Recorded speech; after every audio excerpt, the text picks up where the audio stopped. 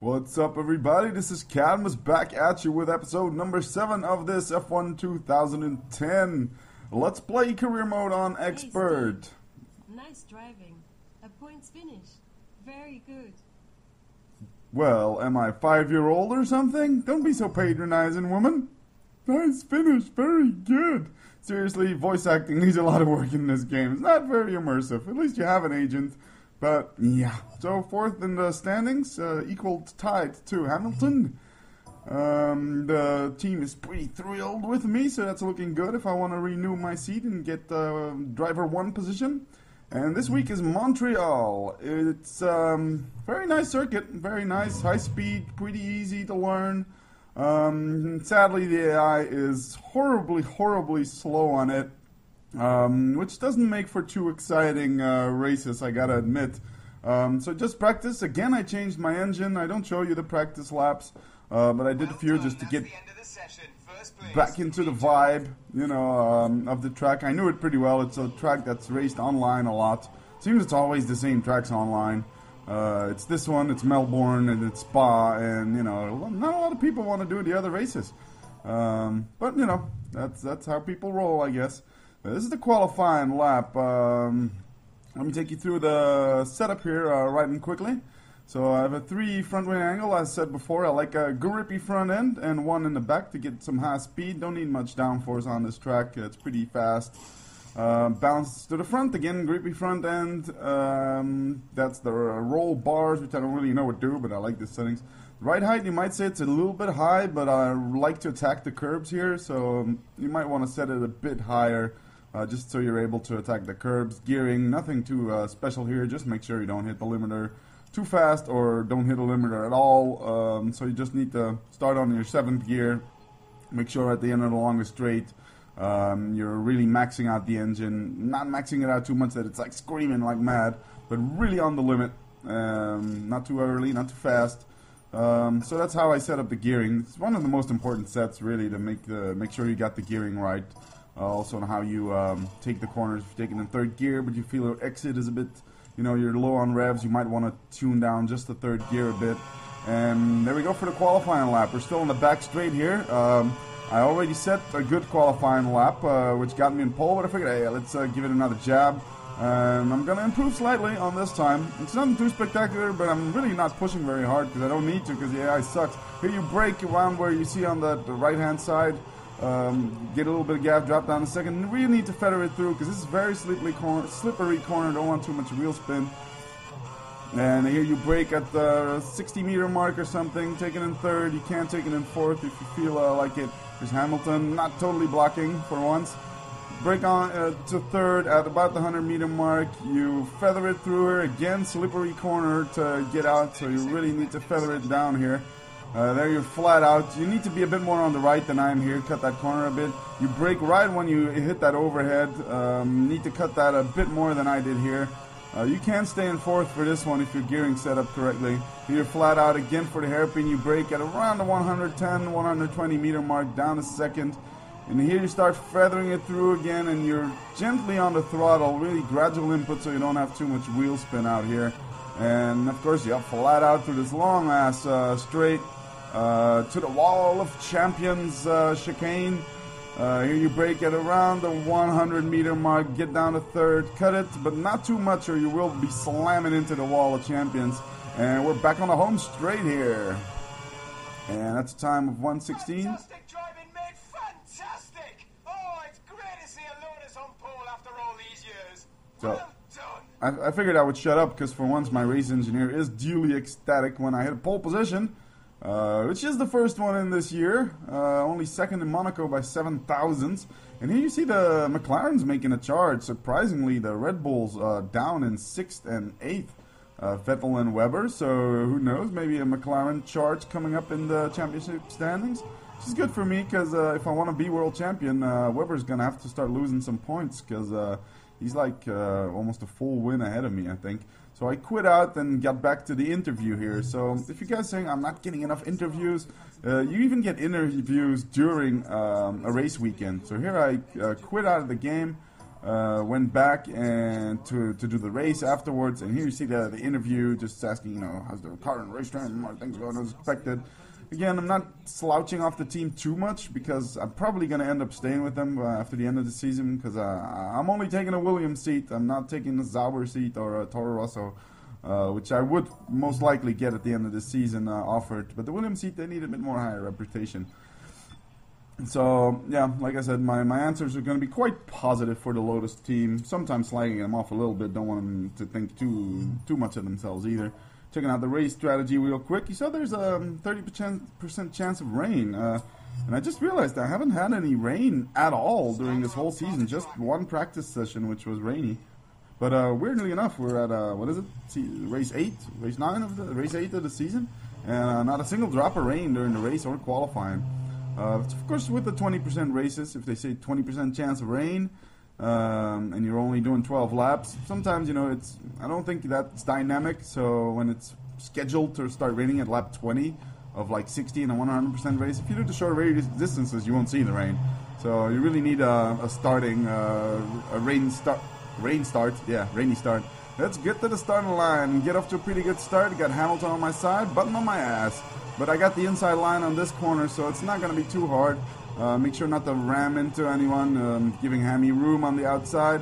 Again, this is a very tricky corner. You see a lot of people spin off here when you're going online. And here I mess up a bit. I forget to cover the inside line, and I have to give Hamilton room, or I would have bumped into him here. So losing me a spot, which is quite uncharacteristic for a first lap in a race. But lost one spot, and I'm just focusing on keeping Weber behind me. I'm not too worried because, well, I said AI is silly slow on this track. I don't know what it is. I mean, through both these fast chicane-like things, they're fairly slow. They're very slow at the Wall of Champions near the end of the lap by the home straight. They're very slow there, so they lose a lot of time, the AI. And it's not much of a challenge in racing in Montreal against the AI. Which is a big shame because it's a very racy circuit. I mean, you got some nice overtaking possibilities right here on the Wall of Champions. The first corner is a nice overtaking spot. The chicane, of course, the hairpin is a nice spot. But yeah, they're just not as racy. Here, Hamilton is gunning it pretty well. I'm quite surprised I haven't been able to call it up to him at this point. He's actually running away from me, but I'm still not that worried.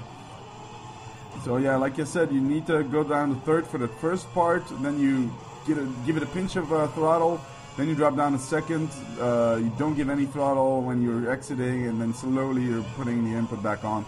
You need to be careful. You need to attack the curves, but if you attack them too much, you'll start spinning off and shit. This is a tricky corner again. You're tempted to go on the gas a bit too early when you do that first kink in that corner. But you're better off just don't giving it any throttle and then just accelerate nicely out of there so you get some good speed out of that corner. This is tricky. You can lose a lot of time on this circuit if you don't get your lines right. It's not a very hard circuit. I mean, there's just those two corners I mentioned already where it's a bit problematic with the traction exiting out. Here again, you just need gradual throttle input to get a good exit out of the hairpin, and you're pretty much set. With my 3-in-1 wing settings, I'm not suffering as much on top speed as I was in Istanbul with that high wing setting, which one of the viewers has correctly pointed out. It's probably too high of a wing setting, but you know, it's the one that worked for me. I got 4th in Istanbul, so you know, not too shabby after all. You're at 30, cut that as much as you can, give it a bit of gas, and boom, back down. And here you start feathering it again. Make sure you don't spin out. You're very prone to spin out here. And again, maximize the amount of track you use. Go out, hit the apex, go to the side, and just ease your car back in. The thing to ease your car into the apex or ease your car through the corner, I totally stole that from Brundle. I love how he explains his, you know, when he does in the Grand Prix, he does explains the pole lap before in the race build-up. Something I'm trying to do here with my qualifying laps. Of course, I'm no Martin Brundle, unfortunately. Who is an awesome commentator. And here I'm lining up Hamilton for the pass. I got close to him, good gap to Weber. And here a ballsy pass around the outside. I'm trying on the chicane, but here he's pushing me wide a bit, so I don't want to bump into him. Like I said, clean racing even against the AI. So I don't want to bump in there, give enough room. I probably should have just backed off a bit more so I would have been under his front wing here and gone for the easy pass in the Wall of Champions, because there, yeah, look how fast he brakes. And wow, to my big surprise, he goes into the pits already on lap 3. That's very strange. The scheduled pit stop for the option runners is just lap 5, and he's pitting on lap 3 already, which is very interesting. I didn't see any damage on his car. I was following fairly closely, didn't touch him, didn't see him touch a wall or anything. So yeah, again, some wonky AI behavior, which might cost Hamilton the race. I mean, I don't know if the tire sim works that well for AI cars, but if it does, he's going to be struggling by the end of the race with his primes. Although this is not a track that's very tough on the tires. Like I said, there's just 2 corners where it's a bit difficult to get the traction, but otherwise it's not such a hard track on the tires. It doesn't munch your tires like Istanbul kind of does, what is it? Yas Marina totally munches up your tires. It's down to driving style as well. Here it's like I say, if you do some good gradual throttle input, don't slam it on right away, then your tires will last pretty long. My plan is actually to run a lap longer than the scheduled strategy. Again, just making sure I won't get held up in the pits, which luckily hasn't really happened a lot this year. I think it happened a little bit in the Catalunya Grand Prix, which is worst place for ever to happen. So I'm creating a nice gap to Button, who's still in P2, and Vettel somehow made it up to P3, but I'm guessing that's because a lot of my competitors were pitting. I don't remember Vettel being in second. I don't know, may have had a lightning start and moved up the field. Massa in fourth. And yeah, I like this corner. It's very tricky. It's a good spot. There's a lot of people online make mistakes in this corner. So don't go balls out and try to nail them in that corner. Just follow them very closely, and they'll probably miss their braking points at some point around that corner mostly. This one, even if you miss your braking point, it's not such a tragedy because you can cut it quite handily. As long as you're not too hard on the throttle, you'll get through. So here I'm making a decision. Okay, rear tires are orange, but lap times are competitive. Car still feels stable. Front tires are yellow. I'm figuring, fuck it, let's go for it. I'm going 1 extra lap, creating an extra little gap to Button. I probably didn't need to do this because I had a comfortable enough gap to Button to make sure I won't get held up in the pits. My front wing is still in good shape. Here you see Button on the mini map entering the pit lane. So that's going to reshuffle a bit what's happening behind me. Probably all the guys in the backfield starting on primes are going to catch up now. Though Webber and Alonso don't appear to have pitted. Neither has Rosberg. So they're going long, I guess, is the same as me. And yeah, like I said, I'm sorry, it's not my fault, but the AI just isn't competitive on this track. I would love to give you some more tight racing and chasing dudes and overtakes and stuff like that, but I'm not gonna drive extra noob just to give you a good fight on this track, and I need all the points I can get. I'm not leading the championship. Like I said, Webber is quite handily ahead actually in the championship right now, so I need all the points I can get, so I'm not gonna leave anything to chance here. The pit lane is quite tricky. I don't actually see where the pit lane limiter line is, which, it's kind of scary because you're coming in the pit lane at 300 kilometers an hour. So you really don't want to miss that entry, or you get a penalty, and then you need a drive-through. And although even with a drive-through, see, where's that line?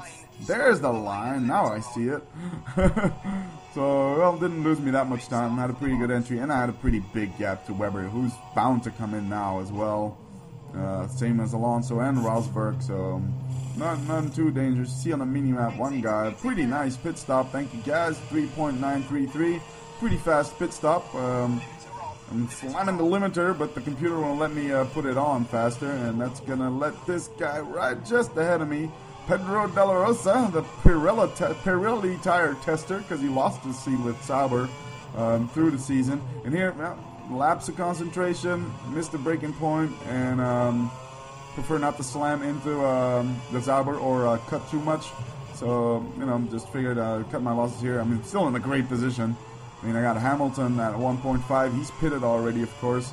Kobayashi's behind me, and De La Rosa. So it's a Sauber 1-3 at this point. But 99.99% certain they still have to pit.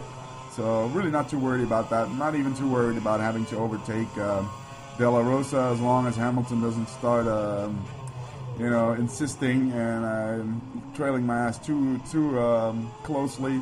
I'm just cruising to the win here, basically.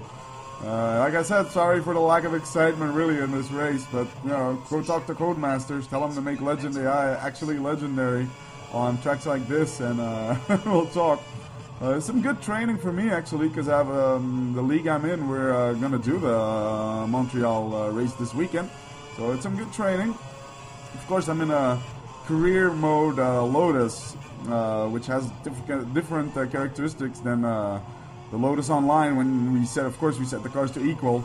So I'm probably going to have to relearn the track a bit, can change my setup again, most likely have a bit longer gearing, probably a bit less downforce too, because I just find the Lotus in career has a tendency to understeer pretty badly.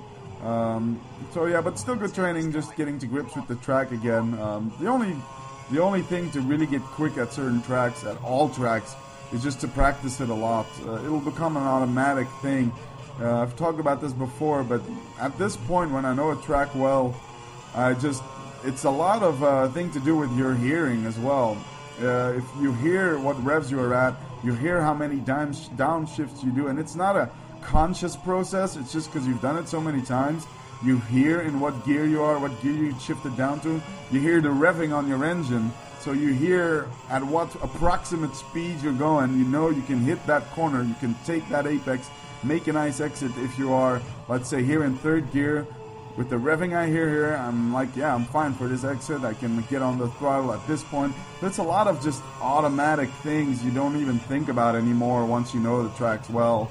So that's the best advice I can give to anyone who wants to improve on their lap time. It's, just practice. That's all there is to it, really. You can be a very slow driver. If you drive a lot, you'll be faster. You might not be the quickest guy. I'm guessing talent does have something to do with it. Hand-eye coordination. Here I do line up De La Rosa for a pass. I was getting a bit impatient with him, so I passed him quite cleanly. It's pretty much all these fast-ish chicanes that the eye just loses half a second per chicane. It seems like Webber's in P3 and Vettel in P4, so what happened to Hamilton? I don't know, maybe I missed that. But in any case, De La Rosa is still in second, but he's bound to come in at some point now. This is probably a scheduled pit stop lap, but he might bag himself a good result. Usually the ones who pit the latest in these short race distances are the ones who end up the highest, because you can maximize your tires. Especially in the end, you get some pretty fast lap times on the options, near qualifying lap times, because your options are still fresh and the car is quite light. So, nope, De La Rosa is still going, apparently. That's a pretty long stint for him. And, good gap to De La Rosa, even bigger gap to Webber. I don't even see it coming up yet. 6 seconds to Webber, Vettel 8 seconds. So as long as I don't cock anything up and then noob up, I'm fine here. I'm gold for the race win, which is good for the championship, of course. If I want to be world champion in this Lotus, which I find a bit sad. I would much prefer fighting for, for even a points finish, which is already quite unrealistic for this year's Lotus. I would much prefer that, if I start out in a Lotus, I want it to be realistic, I don't want to be able to win races when I put the game on the hardest possible difficulty settings. I don't want to, really. I mean, the AI in this needs better coding. But, right, big announcement. There is a new mod out. It's previously known as a slow corner fix. I don't know, Team AI mod or something? It's been posted on both the official Codemasters forums and on the race department forums, where a big team of modders made this mod happen. I'm sure they put months of work in it. I know I've been anticipating this mod for quite some time, and it fixes spots where the AI, like on this track for instance, They went through each and every track and saw which corners the AI are losing too much speed, and they fixed that so that they have a decent race pace all across the tracks. Like I have said before, you would be saying, oh, you're just complaining the AI is too fast, it's too slow, and you don't install that great mod that is around. I know, you got a fair point, but the goal of this Let's Play is just to play the game as it's shown by Codemasters. If you guys really like this format, these Let's Play videos, I might consider at some point when the season is done to do a season with that AI mod installed and with all kinds of other cool mods like True Light and True Weather mod and all that jazz. I will do that for the next season, but right now I just want to show you guys how Codemasters presented it to us. First off, I'm already kind of cheating because this cockpit view you're seeing isn't the original Codemasters cockpit view. You're just watching straight on. There's no head movement. There's no moving of the head on your braking. So you see the head like shifts forward a little bit. It helps the immersion, and I'm just so used to driving like this, I couldn't revert to the original anymore. It's just, I drive like this, so I can't really change it anymore. So that's one little bone I'm throwing Codemasters here, which they really have to implement for 2011. All you poor console users can't mod your game, and you're stuck with the crappy cockpit views. Like I said, if you really like this game, so you guys better comment and subscribe and all that jazz, and tell me how cool it is. Then I might do a second season with all the nice juicy mods installed, and show you guys how the game should be played with all these great mods. So major hats off to these modders at Race Department. Major props really for making this mod work. Another cool nifty thing, as far as I understand, the mod, the Team AI mod, improving the AI, it's already put some basic values there, fixing them, but you can still tweak them as much as you like. There's sliders in there. I haven't really downloaded the mod yet, looked at it myself, but from what I understand in the thread, there's sliders where you can improve the AI even more, or make them a tad bit slower through this and that corner. So it's really a monumental mod work. They've also done work on fuel and tire simulation affecting the AI. It's a massive mod. I'll put the link in the description below. For you guys to check it out if you want. I don't think I'm going to use it for this season. I'm just going to use it a vanilla Codemasters game, and maybe another, in another installment if you guys like it enough. I might do a modded Let's Play thingamajig. And by the time that's over, we're probably already on the eve of the release of 2011, or in any case, the 2011 real Formula 1 season will have started. Because I'm thinking my playtime will go down a bit when the real season starts. I'm just jonesing badly because there's no races on the weekend and stuff. And I just want to watch a race. I want to see what these new cars are going to look like. What are the effects of curves and the stallable rear wing and all that. Oh my god, I'm so excited for this season of Formula 1. I think it's going to be even better than this one. Oh my god, thinking Mercedes is going to make a strong showing, Renault probably too. The Lotus team is probably going to improve quite a lot. I mean, they won't be fighting for wins, but the Renault engines, the Red Bull gearboxes they got, the Team Lotus thing, the real Lotus, Tony Fernandez, not those imposters by Renault. I'm thinking it's going to be a corker of a season, guys, but I guess next week is the first test, 28th January, so looking forward to that. Like I said, I'm playing a lot of F1 2010 just to forget about my jonesing for some real F1, gotta say. So here, I've got a good gap, and I'm just pushing. I want to make faster and faster laps. It's a bit risky. I could have just relaxed and done some decent lap times. I'm figuring, hey, I'll just take this as training for my league race, and I'm going to try and put some competitive lap times, and I put my engine on fast just to make sure I can get these fast lap times. You saw me just drop down to the 1/16s, which isn't too shabby on primes at the end of the race. Slightly worn primes, nothing too big, a bit yellowish I think at this point. So nothing really to be worried about. Last lap, 7-second gap to Vel. I could probably even spin off. As long as I don't lose my front wing, I would still win this. Running out of fuel, that would be an issue, but I found that in 20% races, even if you do the non-stop, if you're non-stop, you are in fast throttle mapping, you still won't run out. It's really only an issue in the longer race distances that you might run out. But you can still run on fast fuel setting very long before you run out. Like my last league race, there was a dude saying, "Oh, I just ran the whole time on fast." Well, granted, he did run out the last half lap, but still, I mean, if he would have done probably 5 laps on cruise, he would have gotten through, and the rest on that fast. There we go, winning in Lotus, second win of the season. Engineer, are you there? Congratulations, mate! That's a fantastic win! Simply fantastic! Hey, nobody expected that result. Yep, nobody expected that result. At least, you know, yeah, at least he makes sense at this point. He's happy about it, saying he didn't expect it. So that's much, much better than when you end 8th. He's like, okay, an 8th finish. Don't know what happened to Hamilton. Must have pitted twice like happened to Vettel last game. You moved in the 3rd position in the Drivers' Championship. Stop interrupting me, Rob. Stop interrupting me. So I'm 3rd now in the drivers. I didn't see exactly the gap I got to Webber. We'll see that later. So moved up to 3rd. Met, of course, all the objectives. I mean, that's probably some sort of achievement too. First in practice, first in qualifying, and first in the race. So that helps my reputation around. I'm up to 11, and we're almost halfway through the season now. Here's a press conference, and I gotta say, I find it a real shame they didn't use the models they did. I mean, you can really recognize Vettel and Webber there. That they didn't use it more and have like a little podium celebration and stuff, and you can spray champagne in their eye or something, or you can opt not to spray champagne in their eye and just put it on their cap or something. Just like a little mini game just to add to the immersion, or you drop your champagne down to the mechanics and stuff. That would be nice. Just I've talked about this before. Just add to the immersion a bit. Let you do a cool down lap, or at least part of a cool down lap.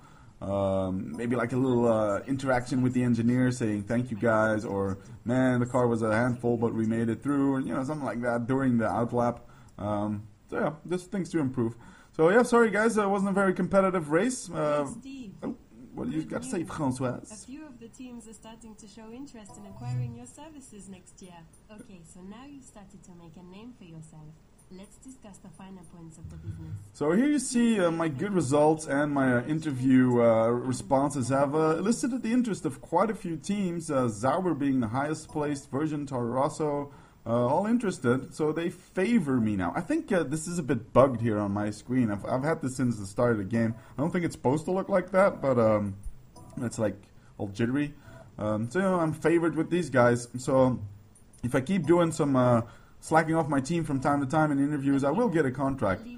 So next up is Valencia. Nice track where the eye is a bit slow as well, I'm sorry, but I really love that track. So comment, subscribe, and like, and I'll see you guys around. Peace out.